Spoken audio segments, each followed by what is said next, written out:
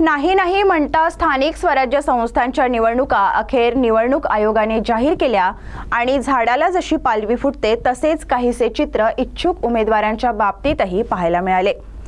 हौसे गौसे नवसे यांची रेलचेल प्रभागात वाढली।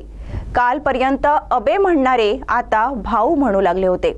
अनेक इच्छुकांनी पैशांची उधळण सुद्धा सुरू केली होती, परंतु अचानक निवडणुकांमध्ये आरक्षणाचा बॉम्ब फुटला आणि फुटलेली पालवी गळायला सुरुवात झाली। हे अचानक का झाले आणि कसे झाले याचे उत्तर केवळ आणि केवळ निवडणूक आयोगच देऊ शकते। जर निवडणूक आयोगाला हे माहिती होते की 50% अधिक आरक्षण दिले तर निवडणुकीला चाप बसू शकतो, त्यानंतर सुद्धा हे धारिष्ट्य त्यांनी केले।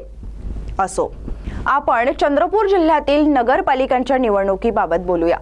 ज्या नगरपालिकांचे आरक्षण 50% जास्त काढलेले आहे त्याची यादी आपण पाहू।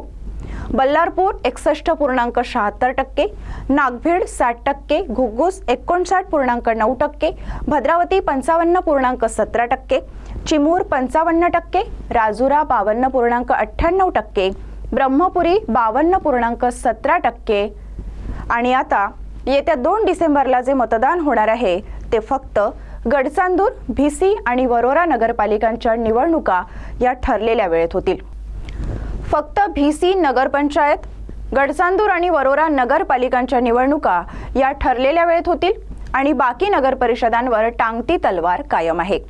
येत्या 28 नोव्हेंबरला म्हणजे उद्याचा सर्वोच्च न्यायालयाचा आदेश कसा असेल याकडे सर्वांचे लक्ष लागले आहे। समजा निवडणुका लांबणीवर गेल्या तर चित्र कसे असेल हे बघणे मनोरंजक ठरेल। ज्यांनी व्याजाने पैसे घेतले, ज्यांनी घर गहाण ठेवले, ज्यांनी शेतीवाडी विकली, त्यांचे काय हा प्रश्न उरतोच।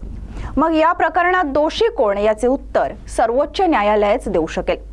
निवडणुकीचे निकष न पाहता निवडणुका जाहीर करणे हे कितपत योग्य असा सवाल आता मतदार विचारत आहेत।